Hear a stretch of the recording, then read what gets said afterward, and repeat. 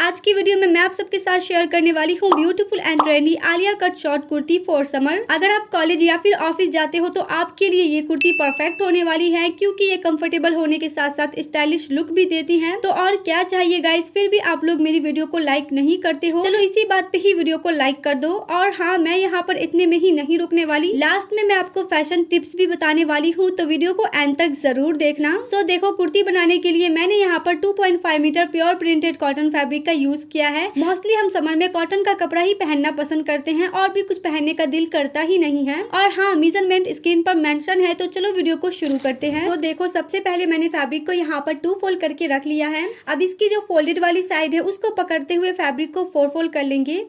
यहाँ पर मेरा फैब्रिक तिरछा है तो स्केल की हेल्प से इसे सीधा कर लेंगे। उसके बाद इंची टेप को यहाँ पर रखते हुए टॉप की लेंथ मेजर करेंगे। मेरी टॉप 14 इंच है, 1 इंच उसमें मार्जिन ऐड करेंगे तो टोटल ये 15 इंच हो जाएगी। तो टॉप की लेंथ के लिए 15 इंच पर मार्क कर लेंगे। उसके बाद दोनों पॉइंट को मिलाते हुए एक सीधी लाइन ड्रॉ कर देंगे। अब इसी मार्किंग पर कट करके एक्स्ट्रा फैब्रिक को साइड कर देंगे। कट करने के बाद यहाँ पर हमारी टॉप की length 15 inch and width 11 inches है। अब शोल्डर के लिए यहाँ पर 7 इंचेस पर निशान लगाएंगे एंड शोल्डर डाउन के लिए मैं यहाँ पर हाफ इंचेस पर निशान लगाऊंगी। इस मार्किंग से नीचे की तरफ आर्म होल के लिए 6.5 इंचेस पर निशान लगाएंगे। अब जितना हमने शोल्डर लिया है नीचे सेम मार्क कर लेंगे।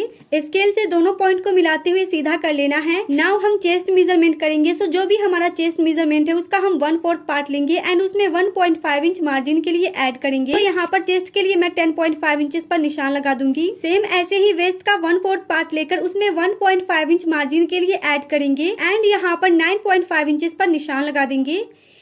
अब दोनों निशानों को मिलाते हुए इस तरीके से तिरछी मार्किंग कर देंगे। आर्म होल की शेप देने के लिए इसका सेंटर पॉइंट मार्क करेंगे। उसके बाद बैक आर्म होल के लिए इस तरीके से राउंड शेप ड्रॉ कर देंगे। फ्रंट आर्म होल की शेप देने के लिए हाफ इंच अंदर की तरफ मार्क करेंगे। उसके बाद इस तरह से फ्रंट आर्म होल की शेप दे देंगे। वेस्ट लाइन पर इंची टेप को रखकर 1 इंचेस पर निशान लगाएंगे। उसके बाद सेंटर से इस पॉइंट को मिलाते हुए कर्व शेप ड्रॉ कर देंगे। नेक विड्थ के लिए मैं यहाँ पर 3 इंचेस पर निशान लगा रही हूँ। अब इस पॉइंट को यहाँ से मिलाते हुए तिरछी मार्किंग कर देंगे। सो देखो, टॉप की मार्किंग कंप्लीट हो चुकी है। अब हम इसको कट कर देंगे एंड एक्स्ट्रा फैब्रिक को साइड कर देंगे। फिटिंग की मार्किंग जो हमने की है उस पर एक स्मॉल कट लगा देंगे। मैंने लास्ट वीडियो में ही आप सबसे इसका नाम पूछा था, तो बहुत सारे लोगों ने मुझे रिप्लाई भी किया, तो थैंक यू सो मच मेरे क्वेश्चन का रिप्लाई करने के लिए। सो इस ट्रेसिंग व्हील की हेल्प से मार्किंग काफी आसान तरीके से बैक साइड पर ट्रेस हो जाती है। अगर आपको भी ये टूल चाहिए तो लिंक डिस्क्रिप्शन बॉक्स में है। पता नहीं ये कैमरे पर विजिबल हो रही है या नहीं, बट मार्किंग बैक साइड पर आ चुकी है, तो मैं इसे थोड़ा सा डार्क कर दूंगी। अब इसमें से बैक वाले पार्ट को साइड कर देंगे एंड फ्रंट पार्ट को फिर से फोल्ड करके फ्रंट आर्म होल की कटिंग कर देंगे। आलिया कट की शेप देने के लिए यहाँ पर 4 इंचेस पर निशान लगाएंगे। अब इस पॉइंट को यहाँ से मिलाते हुए तिरछी मार्किंग कर लेंगे। अब इसी मार्किंग पर कट करके आलिया कट की शेप दे देंगे एंड एक्स्ट्रा फैब्रिक को अलग कर देंगे।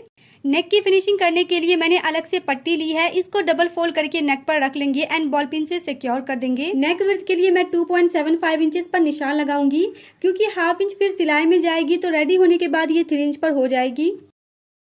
फ्रंट नेक डीप के लिए 6 इंचेस पर निशान लगाएंगे। जितना हमने नेक विड्थ लिया है नीचे की तरफ भी सेम मार्क कर लेंगे। अब स्केल की हेल्प से दोनों पॉइंट को मिलाते हुए एक बॉक्स बना लेंगे। अब बॉक्स के अंदर ही वी शेप ड्रॉ करते हुए फ्रंट नेक की मार्किंग कर देंगे। एक्स्ट्रा मार्जिन के लिए मैं यहाँ पर 1.25 इंचेस पर निशान लगा रही हूँ। अब सभी पॉइंट को इस तरह से मिला लेना है। उसके बाद सिर्फ ऊपर का ही हम फैब्रिक कट करेंगे। साइड से कट कर लेने के बाद अब यहाँ से हम फ्रंट नेक की कटिंग कर देंगे। नेक की कटिंग हो जाने के बाद टॉप को अब हम राइट साइड पर रखेंगे। उसके बाद जो पट्टी हमने कट की है उसे इस तरह से सेट करते हुए रख लेंगे एंड यहाँ से हाफ इंच का मार्जिन छोड़ते हुए नेक को स्टिच कर लेंगे। जब तक मैं इसका नेक स्टिच कर रही हूँ तब तक आप मुझे बताओ, क्या आप ऐसे ही और शॉर्ट कुर्ती डिजाइनिंग वीडियो देखना चाहोगे? अगर हाँ तो कॉमेंट में पार्ट 2 लिख दो, इंशाल्लाह मैं जरूर पोस्ट करूंगी। स्टिचिंग करने के बाद एक्स्ट्रा धागा को कट कर लेना है। अब फटाफट से नेक से बॉल पिन को निकाल लेंगे।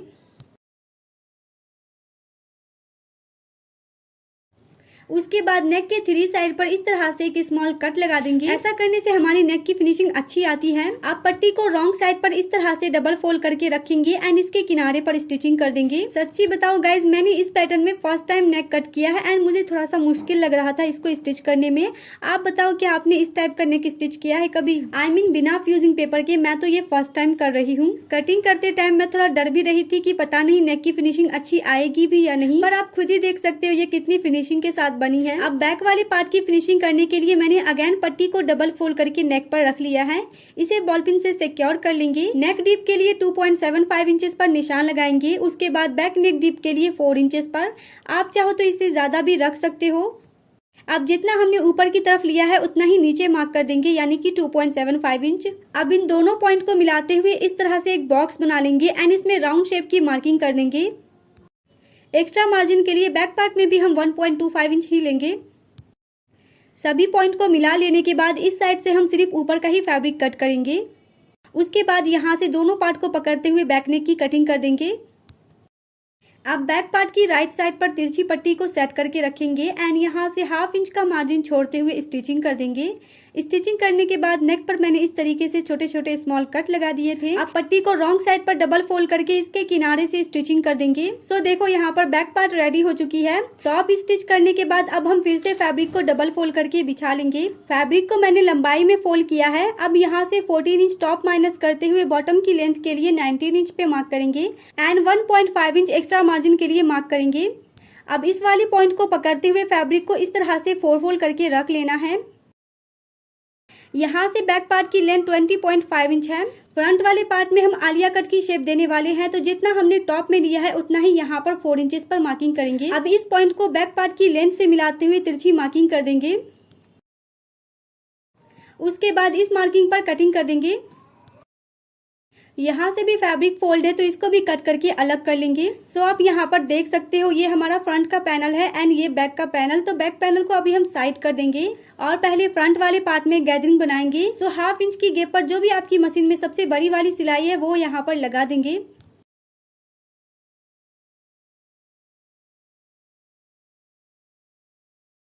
फर्स्ट लाइन की स्टिचिंग करने के बाद ठीक इसके साइड में दूसरी लाइन की स्टिचिंग करेंगे।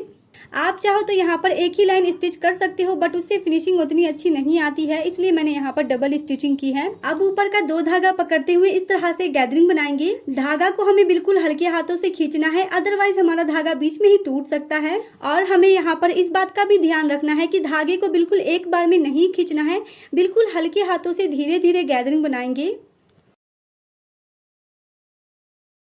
गैदरिंग बनाने के बाद एक बार हम इंची टेप से देखेंगे कि ये हमारे वेस्ट के अकॉर्डिंग आया है या नहीं। आप देख सकते हो ये 19 इंच है। दोनों साइड मैंने 1.5 इंच मार्जिन के लिए ऐड की है। अब हम इसका फ्रंट वाला पार्ट लेंगे एंड दोनों की राइट वाली साइड अंदर की तरफ रखेंगे। सेंटर पार्ट को सेंटर से मैच करते हुए इस तरह से सेट कर लेंगे। उसके बाद ½ इंच का मार्जिन छोड़ते हुए इसको स्टिच कर देंगे। स्टिचिंग कर लेने के बाद इसकी राइट वाली साइड को ऊपर की तरफ रखेंगे। ऐसे ही हमें बैक का पार्ट रेडी कर लेना है। अब दोनों पार्ट की राइट वाली साइड अंदर की तरफ रखेंगे। दोनों पार्ट को बराबर में सेट करने के बाद ½ इंच का मार्जिन छोड़ते हुए शोल्डर को स्टिच कर लेंगे। उसके बाद दोनों साइड पर फिटिंग के लिए मार्किंग कर देंगे इस तरह से एंड इसी मार्किंग पर स्टिचिंग कर देंगे। सेम इसी तरह से दूसरी साइड भी फिटिंग के लिए स्टिचिंग कर देंगे। अब नीचे की तरफ सिंपली बॉटम को डबल फोल्ड करेंगे एंड पूरे गोलाई में स्टिच कर देंगे। अब हम इसका स्लीव रेडी करेंगे, जिसके लिए मैंने फैब्रिक को सिंपली 4 फोल्ड करके रख लिया है।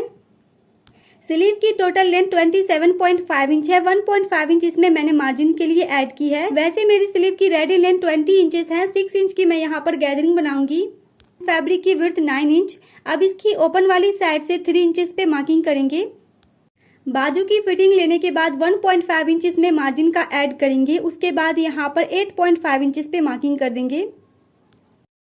नीचे भी सेम ऐसे ही पहले हम फिटिंग के लिए लेंगे। उसके बाद 1.5 इंच मार्जिन ऐड करके यहाँ पर 6 इंचेस पे मार्किंग करेंगे। अब स्केल से पहले फिटिंग की मार्किंग करेंगे, देन उसके बाद यहाँ पर कटिंग की मार्किंग कर देंगे। अब इसकी फोल्डेड वाली साइड पर 2.75 इंचेस पे मार्किंग करेंगे एंड यहाँ से स्लीव के लिए कर्व शेप ड्रॉ कर देंगे। आर्म होल के लिए 1/2 इंच अंदर की तरफ दबाव देते हुए मार्क करेंगे। स्लीव की मार्किंग कंप्लीट होने के बाद बाहर वाली मार्किंग पर कट करके एक्स्ट्रा फैब्रिक को अलग कर लेंगे। हमने जो फिटिंग की मार्किंग की थी दोनों साइड पर स्मॉल कट लगा देंगे। स्लीव को ओपन करके यहाँ से फ्रंट आर्म होल की कटिंग कर देंगे। कटिंग करने के बाद स्लीव के एक पार्ट को साइड कर देंगे एंड इस वाली स्लीव को रॉन्ग साइड पर टर्न करके सिंपली यहाँ से डबल फोल्ड करेंगे एंड इस पर स्टिचिंग कर देंगे। ऐसे ही मैंने दोनों ही स्लीव रेडी कर ली है, साथ ही साथ मैंने साइड की भी फिटिंग लगा दी है। अब दोनों स्लीव को हम कुर्ती के साथ अटैच करेंगे। फर्स्ट स्लीव को लेकर यहाँ पर हमें दोनों का फ्रंट आर्म होल चेक कर लेना है। उसके बाद स्लीव को अंदर की साइड से लगाएंगे। दोनों को बराबर में पकड़ने के बाद पूरे सर्कल में 1/2 इंच का मार्जिन छोड़ते हुए स्टिच कर देंगे। ऐसे ही हमें सेकेंड स्लीव्स को भी स्टिच कर लेना है। यहाँ पर हमारी शॉर्ट कुर्ती बनकर रेडी है। अब इसके साथ ऐसा क्या पहने जो स्टाइलिश लुक भी दे और थोड़ा ट्रेंडी भी हो। डोंट वरी, मेरे पास इसका भी सॉल्यूशन है।